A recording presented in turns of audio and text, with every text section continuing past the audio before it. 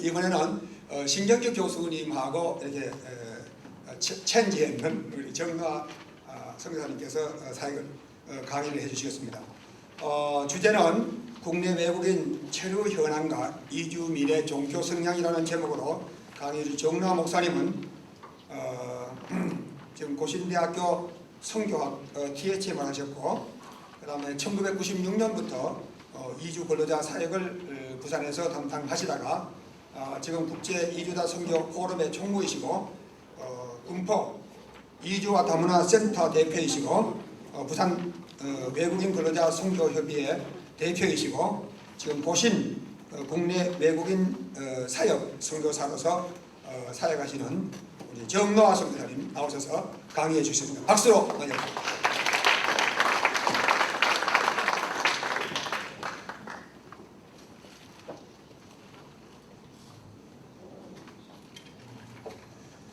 반갑습니다. 우리 김재호 교수님께서 너무 또 졸리지 않게 해주셔서 괜찮죠? 네. 식사 후에 졸리지는 않죠. 혹시 제가 여러분을 졸게 만들지도 모릅니다. 네. 제가 부산에서 외국인 선교 이렇게 세미나를 선교 전략 세미나나 이렇게 한 게 제가 기억나는 것은 2003년, 2004년 계속 해왔는데요. 굉장히 많이 좋아졌네요. 많이 하시는 분들도 많아졌고 훨씬 더 굉장히 다양해졌고 전문적인 사역자들이 많아져서 대단히 감사하고 또 우리 부산이 앞으로 희망이 보입니다. 그래서 여러분 하시는 부분들 보니까 참 감사하고 많은 사역자들이 일어나서 참 고맙습니다. 그 당시 수영도 교회도 외국인 사역할 때 저희들 세미나 참석하고는 조금 잡음은 있었지만 제가 수영도교회가 저희 선교회의 세미나 하는 것을 보고 수영도교회 외국인 사역을 했다 이렇게 말씀을 하시기도 하셔서 여러 열매들이 좀 있었고, 오늘 이런 또 세미나를 통해서 또 부산 경남에 많은 좀 좋은 일들이 또 새로운 사역들이 도전들이 일어날 수 있기를 이렇게 바라봅니다. 제가 맡은 부분은 이주민들의 한국에 들어와 있는 이주민들의 종교 성향입니다. 그 나라에 있으면서 우리나라에 들어온 외국인들이 그 나라에 그냥 제로 상태에 있다가 들어오진 않지 않습니까? 모두가 종교를 가지고 있다가 들어오고 모두가 각자의 문화를 가지고 한국에 들어오는데, 그들이 한국에 들어와서 오기 전에 어떤 부분들을 기본적으로 가지고 있고 또 한국에 와서 어떻게 그들의 문화를 표출하고 있는가, 그럼 우리는 그것을 이용해서 어떻게 선교 전략을 만들고 접촉점을 만들고 선교를 이루어 나갈 것인가 라고 하는 부분을 여러분과 함께 나눠보려고 합니다.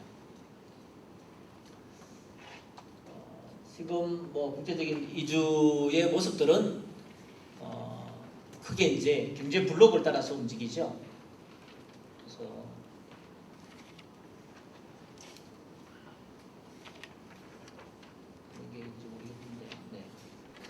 주로 유럽에서는 유럽으로는 아프리카 쪽에서 이제 경제 블록을 따라서 사람들이 움직이게 되어 있습니다. 이게 OECD의 전체 세계 이주하고 있는 현상들을 조사한 부분들을 보니까 결국은 여기서는요.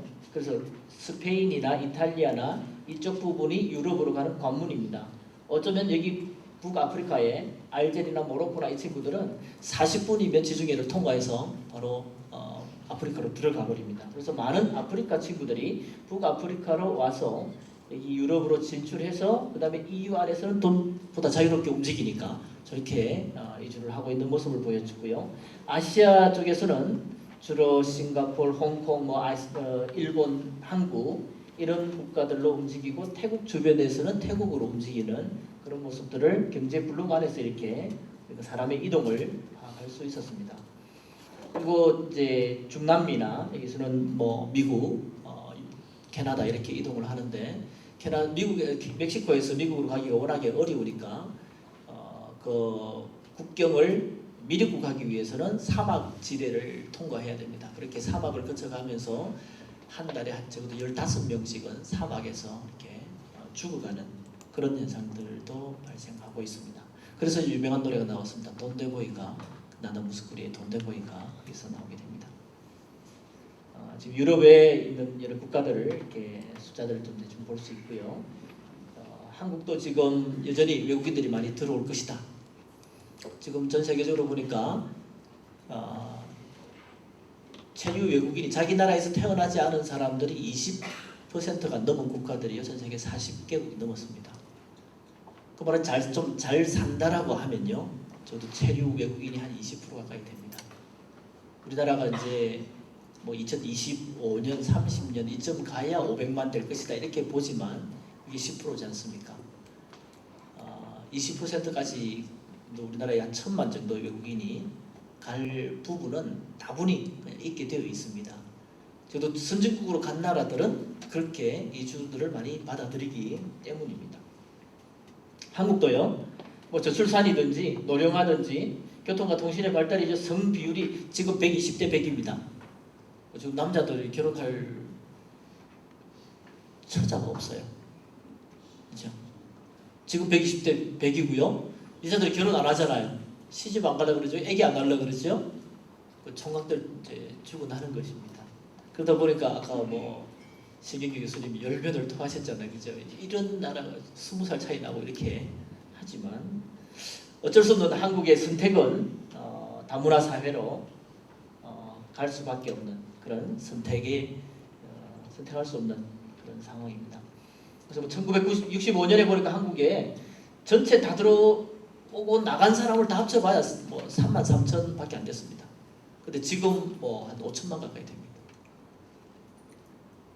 그래서 지금 4,500만이 넘었고요. 체류적 외국인들이 지금 144만. 오늘 아침 제가 다시 한번 지난달 7월 말 통계를 보니까 145만 5천, 145만을 넘은 상황을 보았습니다.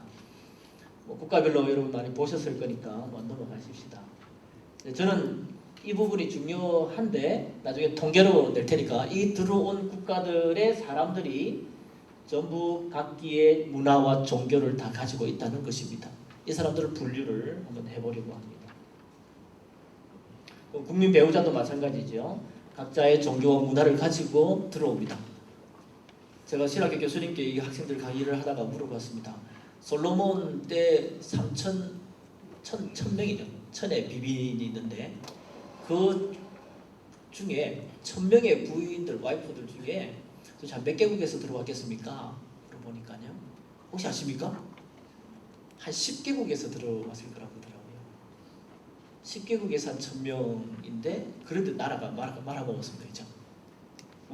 그들이 가지고 있는 우상 때문에 나라가 내려앉을 만큼 되었습니다.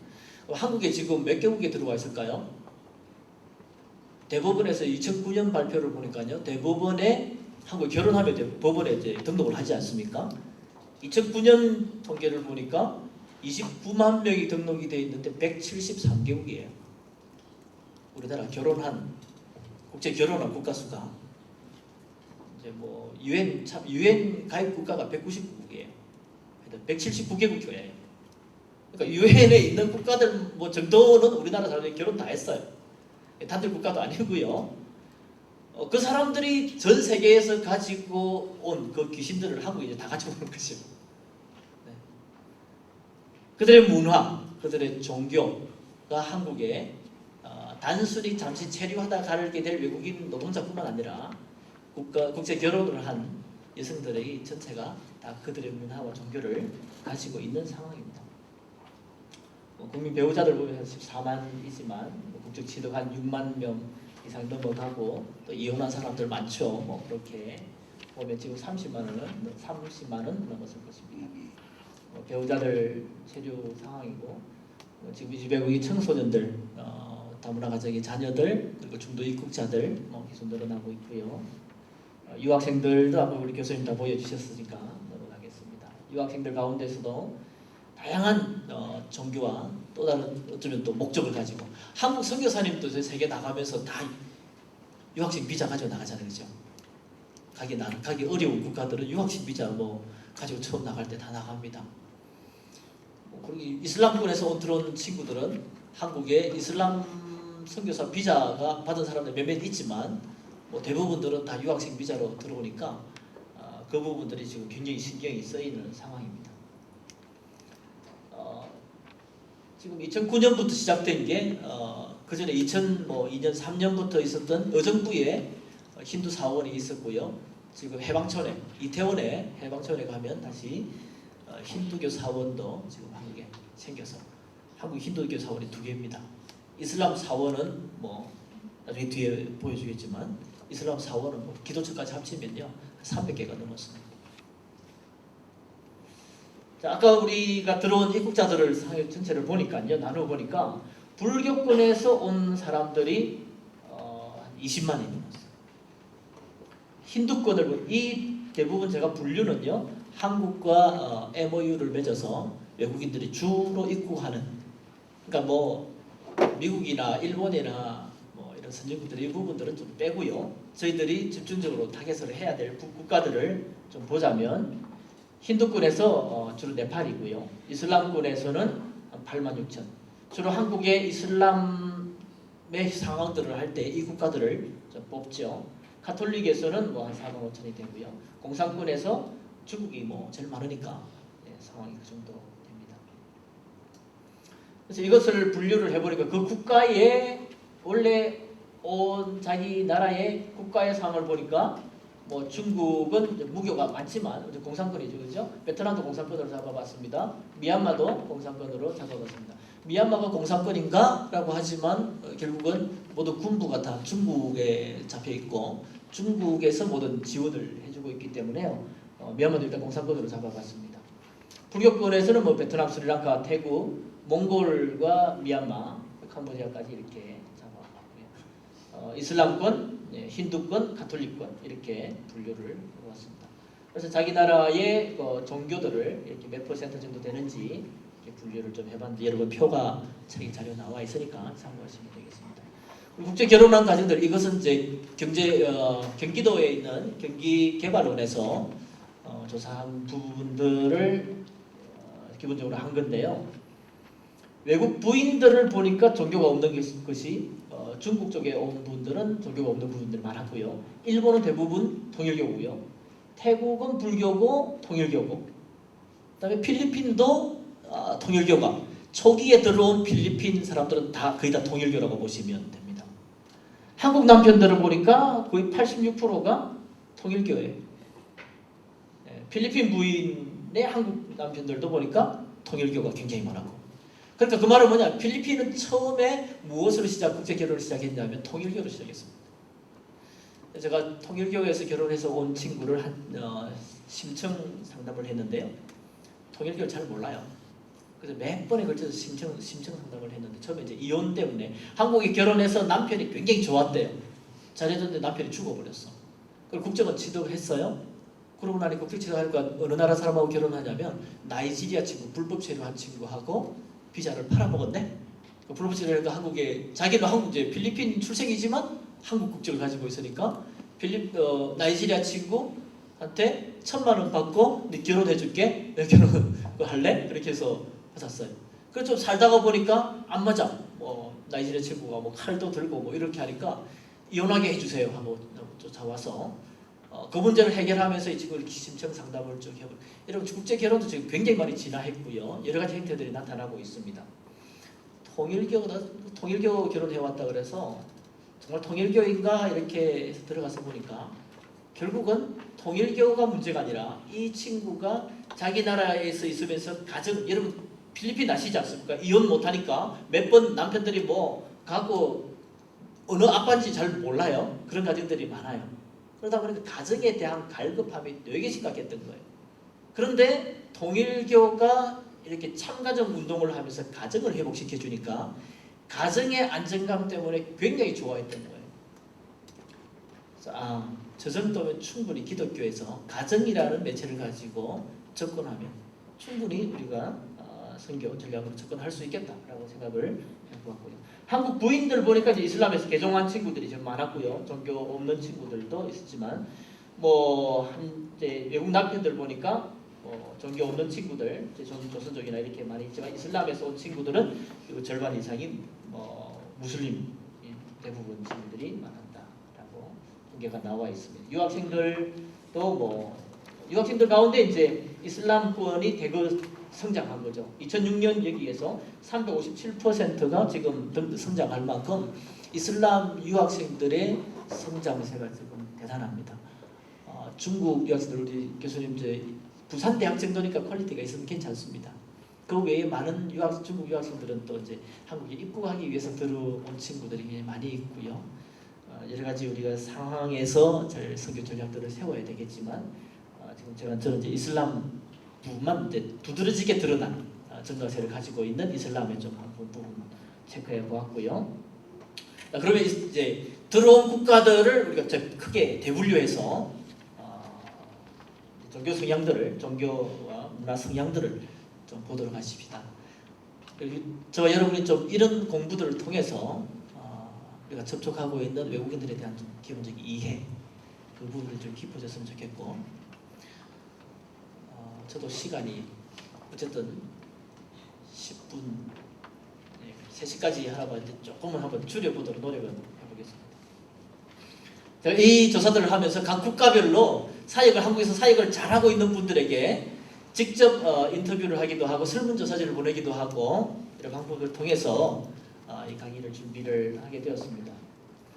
불교권에 온 친구들을 보면 대부분 여러분 불교는 명확하게 종교 여러분 저도 이제 선교학을 공부를 했고 타문화권 그다음에 타 종교 이해 이런 부분 공부하면 강의도 해봤지만 분명한 것은 불교는요 힌두교의 종교개혁이다. 기독교가 카톨릭의 종교개혁에서 나온 것처럼 불교는 힌두교가 워낙에 카스트 제도라 이렇게 계급 제도가 너무 심하지 않습니까? 거기에 대해서 들고 일어난 것이 종교개혁이 불교다. 이 정도 보는 것이 거의 정확하다. 왜냐하면 불교에서 보면 힌두교적인 영향들이 너무 많아요. 굉장히 많다. 그리고 뭐 주로 이제 태국의 불교를 중심으로 태국에서 20년 이상 사역하신 목사님과 교수님과 이렇게 제가 인터뷰하면서 본 부분들이지만 무속신앙이나 토속신앙들이 굉장히 많이 내재해 있고요. 귀신의 집, 귀신 얘기, 무당의 집 뭐 이런 것들이 굉장히 많습니다. 그러니까 불교인가 무속 종교인가가 잘 구분이 안 될 만큼 그런 부분들이 많고요. 90% 이상이 소승불교이지만 우리나라가 이제 소승불교가 들어와 있는데 소승불교이지만 뭐 고기 다 먹고요. 고기 안 먹는 날이 정해져 있어요. 근데 국가 종교로 깊숙이 자리매김해 있어서 그래서 생애 주기에서 모든 것이 다 이게 불교 행사로 진행이 되고 있습니다.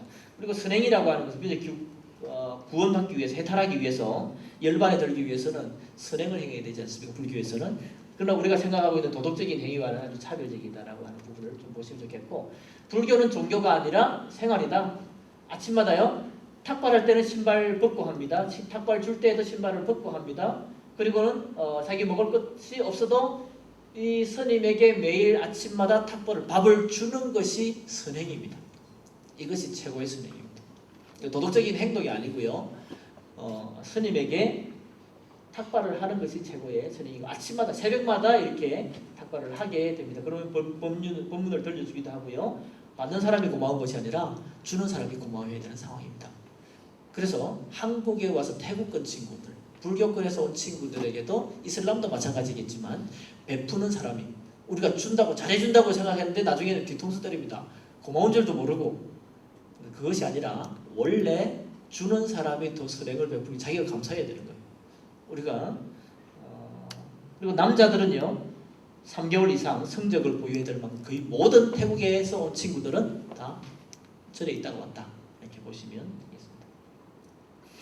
그리고 뭐 그 자체 문화 자체가 농경 문화고 불교 문화고 그리고 이제 뭐 왕이 있는 국가이지 않습니까? 그래서 공동체성과 낙천성 그리고 보수적이고 아주 소극적인 부분들이 많이 있고요. 삭디나라 같은 신분 제도 때문에 아주 순종적이고 그렇습니다. 작년인가요? 방콕에 대대적인 홍수가 있었지 않습니까? 그것은 인재라고 누구나 다 이야기를 합니다. 위에서 댐을 열 수 있는 기회가 늦었고요. 그 다음에 그것이 수문을 열었을 때에 방콕이 많이 잠기는 상황이었다고 합니다. 그래서 방콕이 왕이 있기 때문에 방콕으로 수문을 그대로 열지 못했기 때문에 그 물난리를 당하게 된 것입니다. 그만큼 다른 사람을 수없이 죽이고 물에 잠기게 하더라도 왕이 있는 방콕을 잠기게 하지 말자. 이것이 방콕의 사람들, 태국의 사람들입니다. 그래서 지금도 그래서 태국 사람들에게 아이고 하거나 왕에 대해서 무시하거나 그러면 큰일 납니다. 자, 베트남도 제가 이렇게 보니까 베트남의 불교도 한 70%인데 굉장히 뭐 귀신 생기고 이런 거 많고요. 한 달에 한 번 정도 사찰에 가는데 음력 14, 15일이나 7, 8일, 7, 8월에 큰 행사가 있고요. 14일과 15일, 25일, 29일 이때만 채식을 하면 된대요. 근데 불교인데 고기 먹어도 되냐? 물어보니까 그때만 채식을 하면 된다. 그러나 만약에 자기가 약속을 하게 되면 3개월, 뭐 1년 이렇게 채식을 하게 된다라고 얘기를 하고요. 왜냐하면 뭐 선조나 그러니까 귀신들을 섬기는 거죠. 부처상으로 섬기기도 하고 부처의 제자들을 섬기기도 하고 저희 하누리 선교센터 하던 김성환 전사님이 옛날에 그거 했지 않습니까? 베트남 친구들을 많이 했습니다. 베트남 친구들이 세례도 받고 와서 뭐 열심히 신앙생활하고 리더들 친구를 그래서 그 집에 신방을 가기로 하고 회사 기숙사로 갔는데 주일날 교회 와서는 뭐 열심히 하고 찬양하고 뭐 세례 받고 다 하고요. 기숙사 가서는 보니까 아침 저녁으로 자기 조상의 사진들을 가져와서 향 피우고 이렇게 하고 있고 뒤통수가 아파서 죽겠더라고. 그러니까 자기들의 그 한국에서도 뭐 시간 맞춰서 가끔 가기도 하고요. 자기들이 평소에 섬기고 있던 그런 선조나 부처성이나 사진들을 가져와서 많은 친구들이 시집을 와서 그다음에 노동자로 와서 붙여놓고 그들의 종교와 문화 행사를 하고 있는 것을 봅니다. 접촉점은요, 역시 공동체성이 강하고요. 베트남은 안 돼요. 베트남은 3인, 5인 그 감시조가 있어가지고요. 지금도 베트남에 감시조가 있습니다. 그래서 베트남은 안 보입니다. 태국 이런 부분들은 아주 공동체성이 좀 강하기도 하고요. 그리고 구원과 이런 부분에 대한 열반에 대한 진짜 구원받을 수 있다, 해탈할 수 있다. 자기들이 윤회를 믿지 않습니까? 그래서 개고기 안 먹지 않습니까? 개가 사람이 막 되기 전의 상황이기 때문에 그래서 개고기 먹으면 안 되고 그렇지만 그런 구원에 대한 열반에 들으려고 하는 그런 선행과 탁발을 해야 되고 매일 선행을 해야 되는 그런 것에서 벗어나서 할 수 있다는 불교에 대한 그런 이해들과 열망들을 가지고 좀 전도를 할 수 있겠다. 그리고 자전의 원칙이 이것은 나중에 좀 가봐야 알겠지만 아주 노하우를 오랫동안 가지신 분이 하시는 말씀이 결국 참다가 20년이 지난 후에 하는 얘기가 목사님 하시지 마시고요. 저희들 길러주세요. 저희들이 할게요. 그것이 태국이다. 자, 뭐 탁발 이렇게 하고 스님들이 뭐 귀신 잡아서 이렇게 다 죽일 수 있다고 생각을 하니까요. 힌두권 볼까요? 힌두권의 영국 총독이 인도를 식민 지배할 때에 한 얘기가 하도 똑하니까요. 설사 다른 피를 수혈하고 사람을 바꿀지라도 인도에서 힌두교는 사라지지 않을 것이다. 할 만큼 힌두교가 아주 지독한. 근데 힌두교는 종교인가 문화인가? 라고 심각하면 한번 다뤄봐야 되는데요. 그러니까 명확하게 그것도 없어요. 그러니까 힌두교는 다신교고요. 신을 뭘 명확하게 섬기는지도 모르고요. 경전도 없고요. 창시자도 없고요. 예배나 교리나 예배 시간도 없고요. 조직성이나 통일성도 없어요. 그럼에도 불구하고 힌두라고 하는 강력한 것이 자리 잡고 있는 부분을 볼 수 있습니다. 쿠마리라고 하는 이런 부분들 티베트 불교에서 나온 것들이지 않습니까? 그렇지만 네팔에서도 시바의 화신이 있으니 이 쿠마리를 대접을 하고요. 뭐 힌두 하면은 대부분 생각하는 게 화장터 많이 생각하시더라고요. 시어가기. 만약에 이게 화장터인데요. 이런 집이 있어요. 그래서 죽을 때가 되면 부모를 이런 곳에다 그냥 갖다 둔다고 그럽니다. 우리나라 고래장 같이 나이가 다 죽을 때가 됐다. 그러면 그 집에 갖다 놓고 죽었다. 그러면 소식이 전해 오면 가서 화장을 한답니다. 그러니까 거기 데려다 놨는데 5년, 10년을 산다. 그래도 잘 안 찾아간대요. 근데 돌아가셨습니다. 숨이 멈추셨습니다. 그래서 화장을 하는데 절도를 한 모양이에요. 기절을 한 모양입니다. 화장을 하는데 확 사람이 일어났다 깨어났다. 어떻게 해야 될까요? 죽인답니다. 죽여서 결국 화장을 하고 마는 힌두교의 문화라고 합니다. 참 이 힌두 우리 라이 목사님도 힌두 목사 네팔 목사님도 와 계시지만 힌두교에서 참 재미있는 것은 온 친구들을 보면 여러 저희 이제 뭐 친구들 교회 지도자를 세우는 이런 것들 감성들 보면 그거 있지 않습니까? 카스트 제도가 아직도 한국에 와서도 그대로 카스트입니다. 브라만계적인 브라만이고요. 공동체를 이렇게 해보니까 공동체 가운데 브라만 친구들이 리드를 합니다. 그리고 모든 국가 행사가 있으면 그 친구들이 종교 지도자처럼 뭐 이렇게 다 집례를 하고 진행을 합니다. 자, 교회는 어떤가요? 그러다가 이제 공동체를 하고 이렇게 하다가 교회를 세웠습니다. 힌두교 친구들은 네팔 힌두교는 문화적 힌두교라고 합니다. 그러니까 종교성이 별로 없어요. 문화성이 강한 힌두교이기 때문에 한국에 들어와서 약 10% 정도만 자기 종교색을 좀 드러내고 나머지 거의 모든 사람들은 자기가 힌두교라는 것을 좀 부끄러워한다. 표신을 하기를 부끄러워한다. 그래서 교회를 잘 접촉합니다. 근데 교회에 와서 이제 리더를 세우려고 하는데 신앙이 아주 좋은 친구, 그 계급이 좀 낮지만 브라만, 크샤트리아, 바이샤, 수드라 이런 학교에서 배웠지 않습니까? 그렇죠? 그래서 바이샤 정도 되는 친구가 열심히 신앙생활을 얘가 완전히 본어게인 한 것 같고 얘를 리더로 좀 세워야 되겠다. 그러면 브라만쯤 되는 크샤트리아쯤 되는 친구들이 와서 받아들이느냐? 안 받아들입니다. 그렇다고 브라만을 세워놓으면요 밑에 애들이 씩씩거립니다. 누가 네팔에서 브라만이지 교회 와서도 브라만이냐? 이제 이 논란들이 막 이제 일어나게 됩니다. 그러나 카스트는 여전히 살아있는 계급 제도라고 하는 것을 볼 수 있겠습니다. 어쨌든 네팔 친구들이랑 이렇게 굉장히 착하고요. 제가 홍콩에 가봐요. 홍콩에 네팔 친구들이 많더라고요. 영국이 식민지 점령을 할 때에 네팔 군인들이 굉장히 성실하고 믿음직했답니다. 그래서 끝까지 홍콩의 군인으로 데리고 있었던 사람들은 네팔 사람들입니다. 지금도 가보니까 네팔 사람들이 굉장히 많고 그처럼 굉장히 성실하고 착한 사람들이고요. 문화적인 힌두교이고요. 뭐 이런 부분들이 있고 해서 이런 문화와 종교를 조금 분리해서 접근해 볼 필요가 있겠다라고 생각을 좀 해봅니다. 뭐 사두라고 하는 이런 친구, 사이비도 있고요. 진짜 사도도 있고요. 뭐 지금 불가촉민들 돌아보지도 않으면서도 지금 네팔에서는 개종 반대법을 지금 만들려고 할 만큼 그래서 뭐 데모도 하고 이렇게 합니다.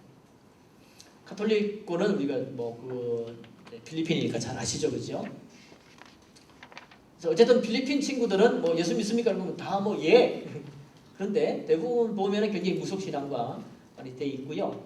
그래서 필리핀 친구들은 기본적인 원래 필리핀 사람들의 성향은 역사적으로도 굉장히 착하고 근면하고 친절한 사람들입니다. 그래서 중국 사람들이 많이 내려왔죠. 그래서 예의와 실용성이 강화되었고요. 미국 사람들이 짐 점령을 하면서 식민지하면서 개방적이게 되었고요. 스페인이 한 400년 점령하게 되면서 가톨릭도 이때 들어오게 됐지만 그들의 낭만, 그들의 축제, 그들의 열정 이런 것이 살아있게 되었고요.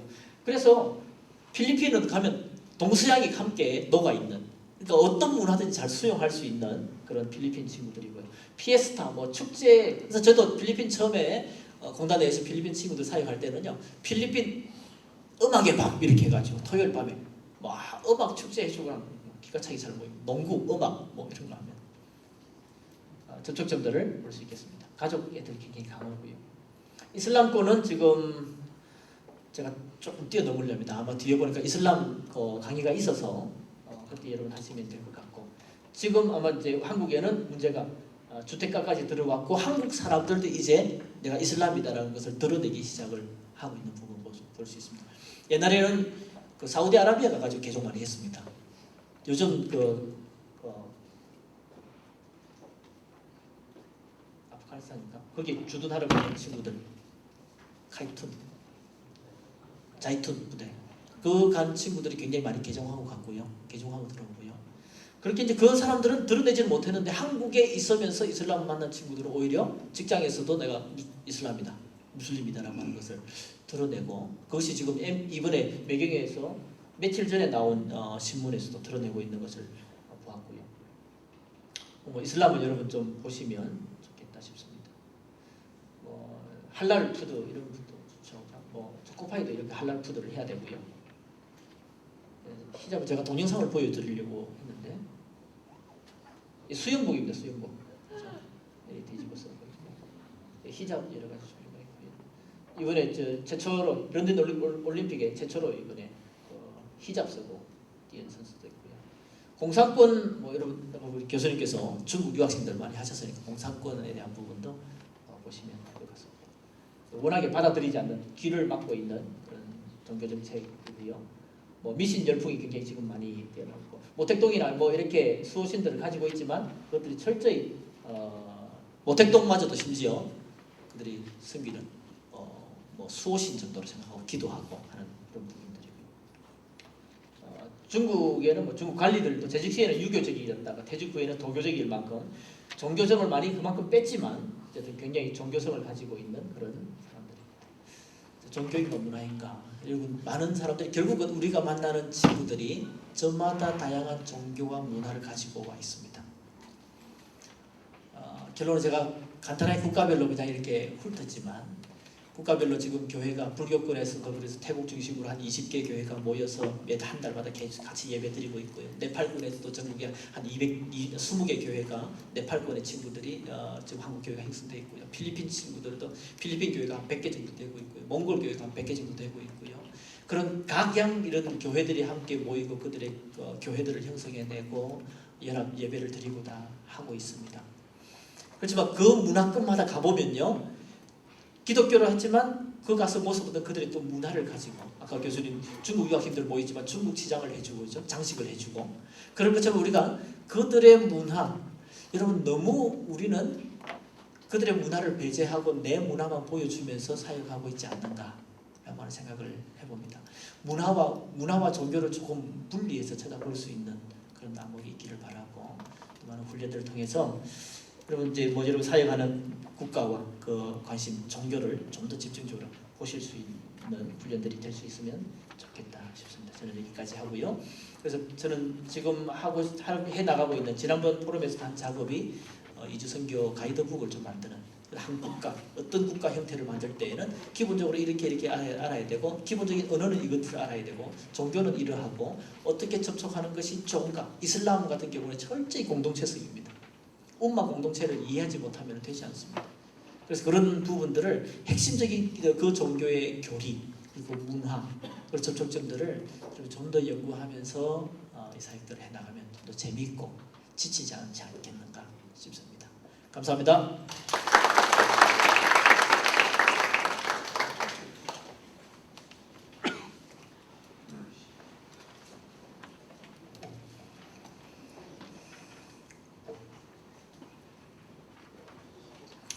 네, 우리가 복음을 전할 때에 성경에서는 말씀과 문화에 적합한 선교를 하라라는 용어가 있습니다.